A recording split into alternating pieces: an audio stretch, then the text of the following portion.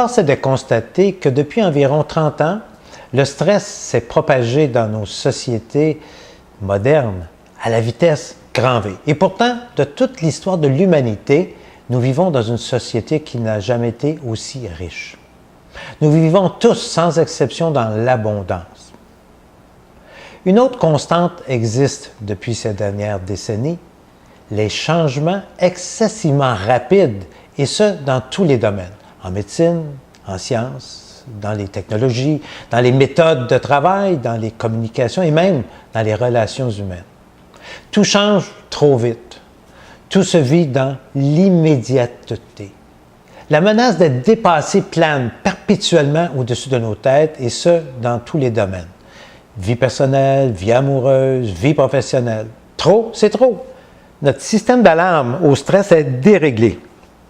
Il est étonnant de constater alors que nous sommes dans une société d'abondance inégalée dans l'histoire. Les êtres humains sont de plus en plus stressés et malades de maladies dites de civilisation. Si je vous pose la question, avez-vous de la difficulté à gérer l'abondance? Oui, à gérer l'abondance monétaire. J'entends plusieurs me répondre, mais pas du tout. Et pourtant, reposez-vous la question, car la vraie réponse est probablement oui. Mon expérience de plus de 40 ans en consultation auprès de mes patients me permet de vous dire que l'être humain a plus de difficultés à gérer l'abondance que la pauvreté. Et oui, dans la pauvreté, l'objectif est clair, réussir à manger, à subvenir à ses besoins de base et ceux de la famille, à envoyer ses enfants à l'école, à les garder en santé. Dans l'abondance, il n'y a pas d'objectif clair. C'est la course effrénée vers la consommation. Autos de plus en plus grosses, maisons de plus en plus cossues, maisons de campagne de plus en plus impressionnantes, vacances de plus en plus fréquentes, et j'en passe et j'en passe. Tout ça pour essentiellement accéder aux croyances véhiculées par la société de consommation que votre ego supportera mieux si vous possédez plus que votre voisin.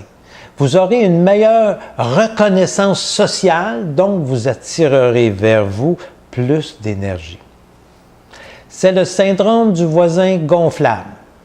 Votre mammouth est la convoitise. Le problème vient qu'on se compare aux autres. Or, il y a toujours plus riche, plus beau, plus jeune, plus mince que nous. Je n'ai rien contre posséder, si vos moyens le permettent, si vous n'êtes pas obligé de trop travailler pour boucler les deux bouts, c'est-à-dire pas plus de 40 heures probablement par semaine, si votre budget est bien planifié sans dette et si vous avez un coussin financier pour les imprévus. Malheureusement, je n'en connais pas beaucoup qui respectent ces conditions. Plusieurs d'entre vous me diraient que les choses ont changé et qu'aujourd'hui, il est normal d'utiliser les marges de crédit au maximum. Le matraquage publicitaire a bien fait son œuvrement, son travail. Ça vaut simplement dire que vous vous faites avoir par un lavage de cerveau payant pour les institutions financières. Selon les sondages, les sociétés les plus riches se classent en fin de liste quand on analyse la capacité de leurs habitants à être heureux. Ah oui. À ce stade-ci, évaluez votre degré d'insécurité sur une base de 0, aucune insécurité, à 10, un maximum d'insécurité.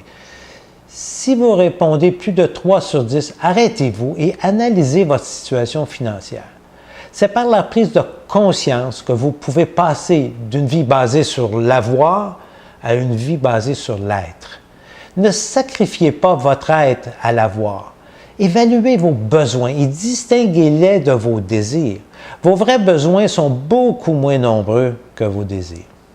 Faites une liste de toutes vos dépenses et de vos revenus. À ce moment-ci, vous aurez peut-être à faire des choix importants pour votre sécurité et votre sérénité surtout.